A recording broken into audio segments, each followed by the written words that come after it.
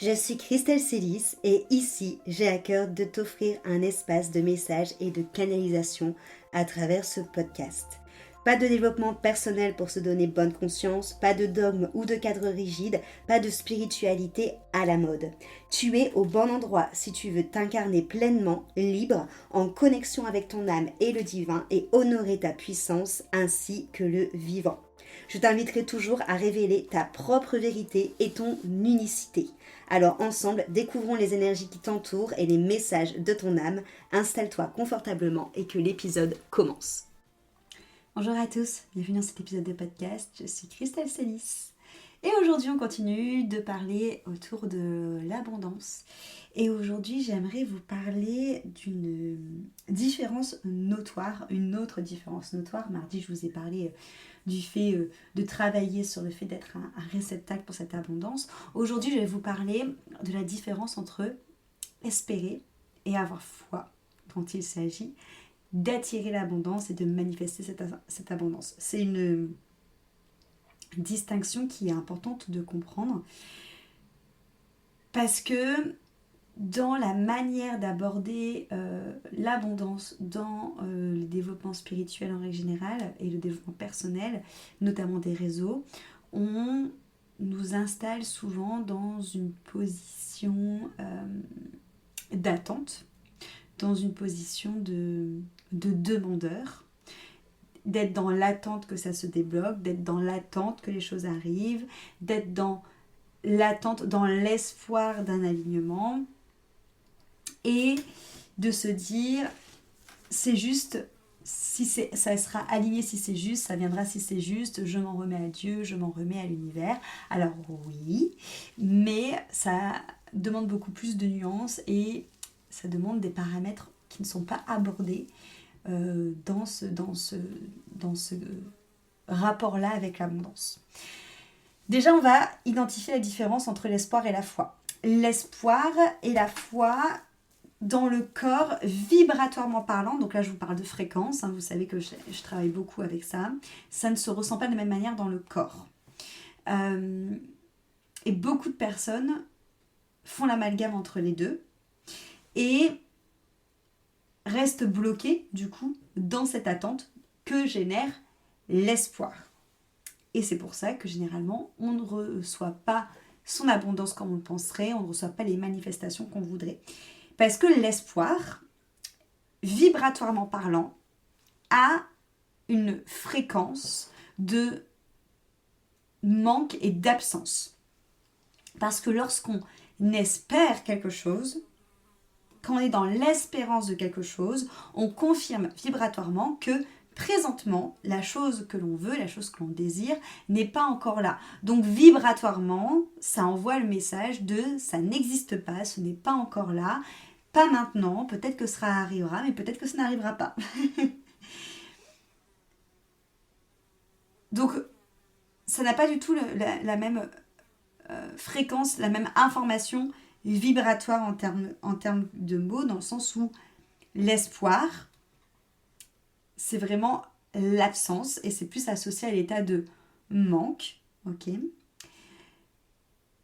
Et dans ce cas-là, lorsqu'on est dans l'espoir et qu'on va construire des prières, des demandes, des visualisations, des affirmations, des rituels, ça créera toujours zéro résultat parce que c'est comme si qu'on le créait depuis l'espace de l'absence. On le crée en ayant l'espoir qu'un jour ça fonctionne. Là où la foi, c'est plus associé à une décision. La foi, c'est je le sais. Je le sais et il n'y a pas à tergiverser. Je le sais intérieurement, je le sais au plus profondément à l'intérieur de moi. Je sais que c'est déjà là, que c'est déjà en chemin et j'ai même pas besoin de preuves. Parce que je sais que ça va arriver. Tu vois, c'est la différence. La foi, elle n'est pas connectée à quelque chose qui aura lieu demain parce que présentement, aujourd'hui, tu es déjà dans cette foi, dans cet espace de savoir que c'est déjà sur le chemin ou que c'est déjà là. Et tu n'es pas en attente, tu n'es pas en absence de quelque chose qui peut-être arrivera, tu n'attends pas de preuves. Tu n'es pas en train de patienter parce que tu sais que c'est déjà là. Tu l'as décidé. C'est comme si tu étais déjà convaincu que c'était en train déjà de se dérouler en arrière-plan et que c'était sur le chemin et que ça allait arriver. Donc il y a vraiment une très grande différence entre l'espoir et la foi. Cependant, la foi, je pense que ça demande un certain avancement sur son chemin, un certain avancement dans la quête de soi et un certain recul, voire même peut-être maturité émotionnelle et vibratoire pour arrêter d'attendre et même dans son propre corps, même dans son système nerveux, être juste sécurisé parce qu'on sait que ça arrive. En fait, l'espoir demande à ce que ça arrive parce que ça part du principe que ce n'est pas encore là. Là où la foi, on est habité parce que ça arrive, parce qu'on sait que c'est déjà en chemin. C'est ça la grosse différence, avec des mots simples. Et comme je vous l'ai dit mardi, ça passe avant tout dans le corps, ça passe avant tout dans le système nerveux. Parce que c'est ça qui envoie le signal aussi à l'univers, comme quand on a un réceptacle qui est prêt parce qu'on a foi. Et pas parce qu'on espère. Parce que lorsqu'on arrête d'espérer et lorsqu'on se place dans la foi, lorsqu'on travaille sur son système nerveux, lorsqu'on travaille corporellement sur le fait d'être ce réceptacle qui peut recevoir même au-delà de ce qu'on imagine, naturellement, on va se détendre. Notre mental va arrêter de se faire des films, va arrêter de projeter, va arrêter de tourner en boucle.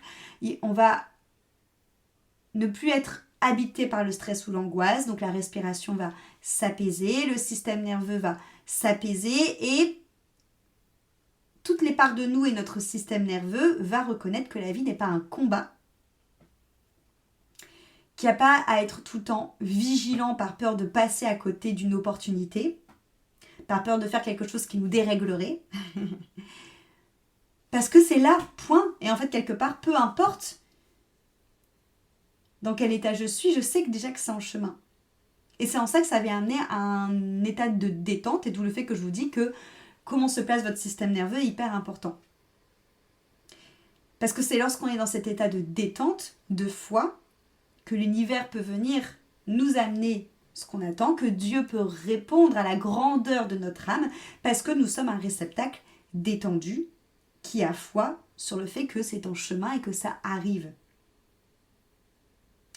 Parce qu'on ne peut pas être à la fois dans l'espoir et être dans la certitude en même temps, parce que l'espoir, c'est dans la seule certitude que ce n'est pas encore là et qu'on espère que ça arrive un jour. Là où la foi, on est dans la certitude que c'est déjà là. Donc, l'espoir, c'est la posture de la personne qui attend, parce que ce n'est pas encore. La foi, c'est dans la posture de celle qui sait que ça arrive et qui est déjà prête à l'accueillir. Tu vois, vibratoirement, ça n'a rien à voir.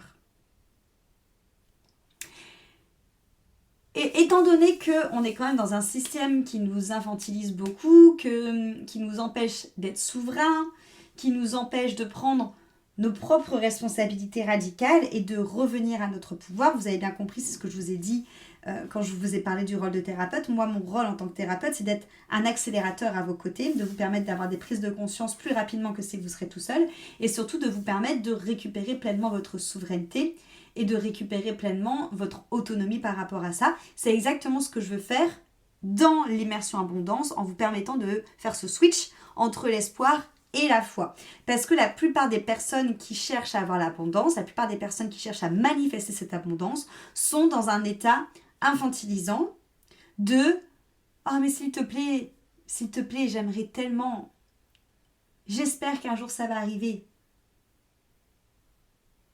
Mais c'est pas « j'espère qu'un jour ça va arriver » ou « j'aimerais tellement que ça arrive » ou « s'il te plaît, Dieu, fais en sorte que ça arrive ». C'est ça arrive. Je décide que ça arrive, je choisis que ça arrive, je mets même tout en place dans la matière pour que ça arrive, et j'ai un positionnement, on en revient dans le positionnement où j'agis depuis cet espace de moi, depuis cette version de moi où ça arrive et où j'ai foi. Et où je ressens cette foi, hein, pas où je fais une feinte à l'univers, où je lui fais croire que je suis dans la foi, alors qu'en fait au fond de moi, je joue un rôle parce que Christelle m'a dit qu'il fallait être dans la foi et pas être dans l'espoir, alors qu'au fond de moi, j'espère que le fait de faire croire que je suis dans la foi marchera. Non, vous êtes toujours dans l'espoir, c'est ça. Donc c'est important aussi justement de, et c'est ça qu'on fait avec l'hypnose de déprogrammation, d'aller voir les subterfuges, parce qu'on sait que notre mental et notre cerveau met en place plein de subterfuges très malins, hein, pour nous éviter de faire face justement à nos peurs, parce que le fait aussi de switcher, comme je vous l'ai dit, de switcher de l'espoir à la foi, c'est quelque chose qui n'est pas forcément facile, parce que ça nous demande d'abandonner justement nos peurs, nos raisons, nos zones de confort, de lâcher les conditionnements, les projections, donc ça vient être beaucoup plus challengeant que lorsqu'on est dans l'espoir. Mais cependant, lorsqu'on décide qu'on est dans la foi, on arrête du coup de se dire « oui, mais si jamais ça n'arrive pas, oui, mais si jamais je suis déçue, oui, mais si jamais je me trompe ».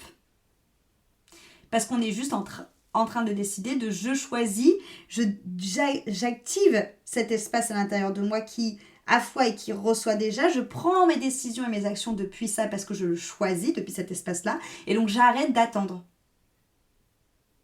Et quand vous arrêtez d'espérer,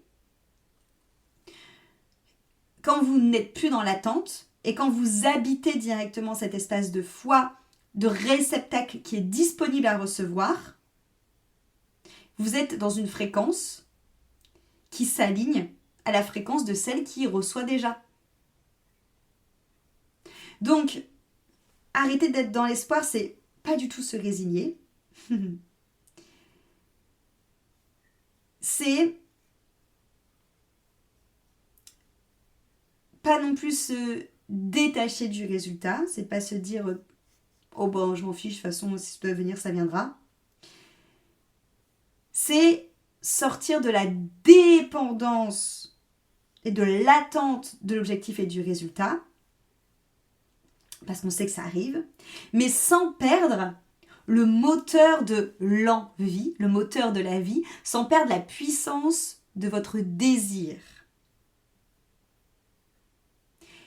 Parce que cette envie, ce désir est un fort pouvoir magnétique lorsqu'il n'est plus chargé de l'attente de l'espoir.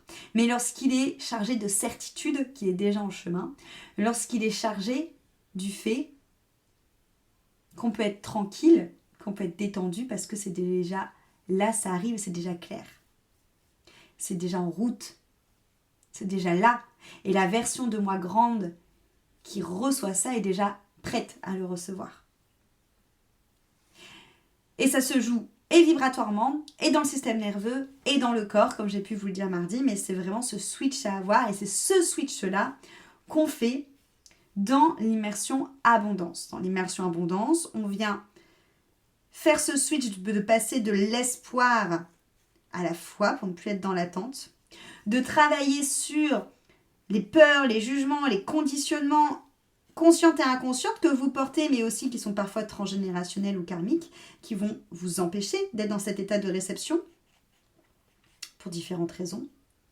On va travailler sur tout ce qui va être les subterfuges du mental, du système nerveux, qui va nous faire croire que c'est bon, je suis sortie de l'espoir pour être dans la foi, alors que nenni mon ami, je suis toujours en position d'attente. On va sortir, on va déprogrammer tout ça. Et vibratoirement, ensuite, on va s'aligner sur cette foi, s'aligner sur cette capacité de réceptacle que tu es déjà, cette version de toi grande qui est déjà en mesure de recevoir, qui n'attend plus parce que c'est déjà en chemin, pour pouvoir ensuite encoder et tout simplement laisser descendre cette abondance à l'intérieur de toi. Donc c'est un programme vraiment très complet qui nous permet de travailler l'abondance sous toutes les phases, aussi bien énergétique que vibratoire, que système nerveux que corporel, pour pouvoir aligner tous les paramètres pour que tu puisses vraiment être ce réceptacle qui reçoit, parce que c'est déjà là, parce que tu as décidé que ce serait comme ça. et que c'est la meilleure et la seule option qui peut exister. Ou c'est quelque part la seule solution est de recevoir. Pour cette immersion abondance, tu peux t'inscrire durant toute cette semaine car elle commence le 15 juin. Donc les inscriptions se terminent le 14 juin. Mais attention, comme c'est des formules, les immersions qui ont énormément de succès, il ne reste plus qu'une seule place. Donc je t'invite à regarder toutes les informations sur l'immersion abondance qui se trouvent dans la description du podcast, même si je t'ai déjà dit le contenu, sachant que donc, les dates sont fixées, mais si jamais tu n'es pas dispo, c'est possible de vivre cette immersion abondance en replay. Si tu as la moindre question, tu peux m'écrire. Et voilà. Merci pour ton écoute et à très vite pour un prochain épisode. Cet épisode t'a plu, pense à lui laisser une jolie note sur ta plateforme d'écoute de ton choix et aussi de le partager aux personnes à qui il pourrait être utile.